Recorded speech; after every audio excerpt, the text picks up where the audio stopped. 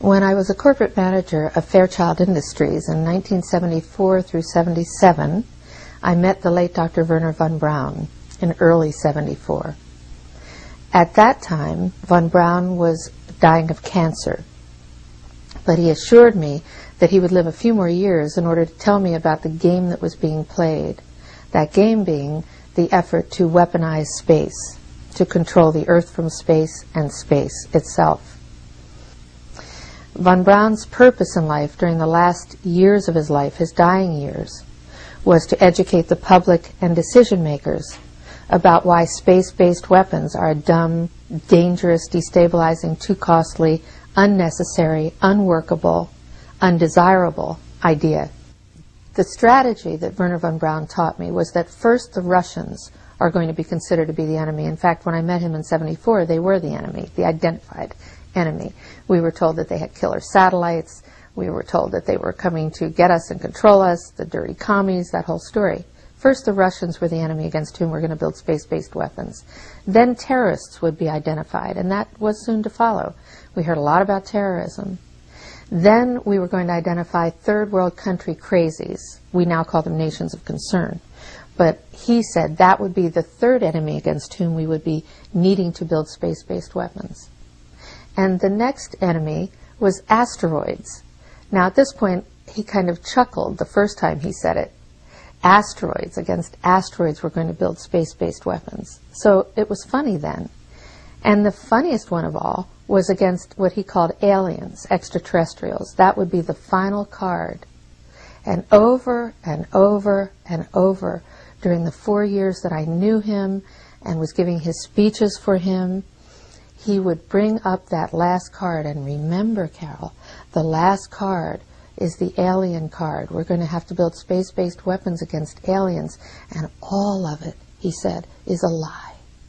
He didn't mention a timeline, but he said that it was going to be speeding up faster than anybody could possibly imagine. That the effort to put weapons in space was not only based on a lie, but would accelerate past the point of people even understanding it until it was already up there and too late. In 1977, I was at a meeting in Fairchild Industries in a conference room called the War Room. This is 1977. And they were talking about creating a war in the Gulf region when there was $25 billion in the space-based weapons program that yet had not been identified. It wasn't called the Strategic Defense Initiative, at least, until 1983. This weapons system then had obviously been going on for some time that I didn't know anything about. So I stood up in this meeting in 1977 and it said, I'd like to know why we're talking about space-based weapons against these enemies. I'd like to know more about this. Would somebody tell me what this is about? Nobody answered. They went on with this meeting as though I hadn't said anything. Dr. Carol Rosin is one of over 450 witnesses who have come forward with inside information that they were told to shut up about. That first clip was from the Disclosure Project Witness Testimony series on Google Video. Listen to what she says, because I believe it could be very important. Here's what she said at the Press Club in Washington in 2001. Good morning. My name is Carol Rosin. In 1974, after being a 6th grade school teacher, I was introduced to the late Dr. Wernher von Braun in the U.S., the father of rocketry. In my first meeting with him, during that first 3.5 hours, he said to me, Carol, you will stop the weaponization of space. And I said, you know, teachers don't stop until June. He said, no, you have to understand, this is February, and we have to prevent the weaponization of space because there is a lie being told to everyone that the weaponization of space is now first being based upon the evil empire, the Russians. There are many enemies, he said, against whom we're going to build this space-based weapon system, the first of whom was the Russians, which was existing at that time. Then there would be terrorists. Then there would be third world countries. Now we call them rogue nations or nations of concern. Then there would be asteroids. And then he would repeat to me over and over, and the last card, the last card, the last card would be the extraterrestrial threat. Well, at the time, I kind of laughed when he said asteroids, and when he said extraterrestrials, I knew I wasn't going to deal with that subject. And now we hear on the news just today, this week, that they've slid in another enemy. Only this time we're going to protect our satellites. In other words, we have to have some reason to spend these trillions, to waste these dollars on a space-based weapon system, and they're all lies. This is a system, he told me, that would never protect anyone. Even back then, he talked about suitcase bombs. He talked about chemical, viral, bacterial, biological warfare, that these space-based weapons would never protect us against. And then he told me that, in fact, if you travel around the world, which I did after he died in 1977, I met with people in over 100 countries who were friends. They didn't want to build space-based weapons. I became a space and missile defense consultant.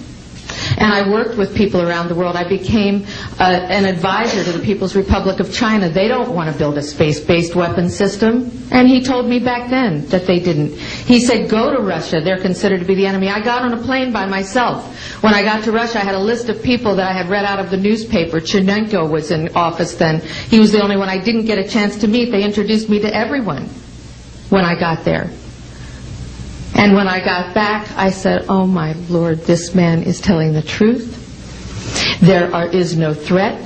And I've been waiting until this day for 27 years, and I'm expecting the spin to happen, because he also explained to me that as a military strategist, as a person who worked on the MX missile, which I did later, he said, you will find that there is going to be a spin to find some enemy against whom we have to build space-based weapons. And now we should expect the spin, because he said part of the formula for the intelligence community is if they might have a weapon, then we have to consider that they do have these weapons. So now they do have these weapons, so now we have to build these weapon systems. And that's the formula, except that it's all based on a lie. And we have witnesses here today that have shown you that these extraterrestrial beings, that these craft that have come here are now not UFOs, they're identified flying objects, and we know that they have beings in them. And we have witnesses here who have told you that they can shut down our missile silos, they can stop a rocket going into space that's a test. We have witnesses here who have worked in the classified departments, who have the courage to come forward here to support what Wernher von Braun told me back in 1974 to 77. And I will testify before the Congress that when I founded the Institute for Security and Cooperation in Outer Space, which I shut down a few years ago because I didn't believe we had a chance with this huge, integrated around the world, complex weapon system, that we had any chance at all of transforming that war industry into a space industry that could provide benefits, like Dr. Greer has said, of global warming. We can end that situation of that problem. We can end the energy crisis. We can build now non-polluting technologies. Wernher von Braun used to tell me that we could have cars back then that drove around off the ground. He described this to me on beams so that we have no pollution on this planet. And we can solve the problems of the people that are urgent and potential, and the other animals and the other cultures on Earth and in space. And we can end the arms race without dislocating the industry jobs, without disrupting the economy, by transforming, Wernher von Braun told me, the war industry into a global cooperative space industry that will provide, he said, finally, more jobs and profits on this planet than during any hot or cold wartime, more products and services that can be applied directly to solving the problems of this planet. And we can have a whole planet now that lives in peace on Earth, with all the cultures on Earth, and with all the extraterrestrial cultures in space. And these are words that Wernher von Braun told me in 1974, and I will testify before the Congress under oath about everything I have said and more. Thank you.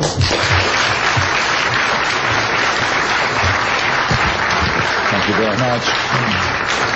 Note the part about first it will be the Russians, then it will be the terrorists, then it will be, the final card will be the faked alien invasion. This is what she said back in 2001, before 9/11 happened. And those of you who have been keeping up with 9/11 and the truth movement and information that has come out about the attacks know that the so-called war on terror is a complete lie. and we were never after Osama bin Laden, and that's all being exposed now, just like the fake WMDs were exposed in Iraq. Most people are too propagandized that they are unwilling to believe this and won't even look into the evidence. The rest don't care because they don't think it concerns them or because they feel powerless to do anything about it, and I tend to agree with them. The criminals who caused 9/11, who had the connections to all the inside security at the World Trade Centers and the cooperation of the intelligence community in the White House, will never be prosecuted for their crimes. They got away with it. And even if, by some miracle, we did open up a congressional investigation, prosecute those responsible for 9/11 and put them all in prison, it would be like putting a Band-Aid on a cancer. 9/11 was only a symptom, and we need to treat the disease.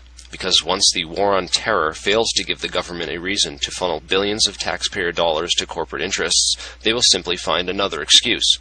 Here we have insiders warning us that aliens will be used as the next excuse. This is why I have been warning people about the 2012 stuff, and to be very skeptical about it if and when first contact happens. Don't believe it right away. I know you'll want to. The people in charge are using all this money to build an Orwellian-style police state. This is the type of future that they feel most comfortable with, because they have always been in power, and now that they are beginning to lose their power, they are very, very scared.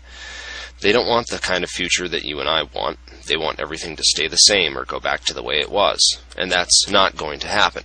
The world is changing very quickly, and it's all up to us what kind of world it will change into. Here's a few interesting organizations that are doing various things to accelerate the future and progress. Nassim Haramein also has a YouTube channel now, so you might want to check that out. But the real change and the real future progress is going to come from you. So please do your part by helping to spread this information. Because the first battlefield in this war exists in the hearts and the minds of the people.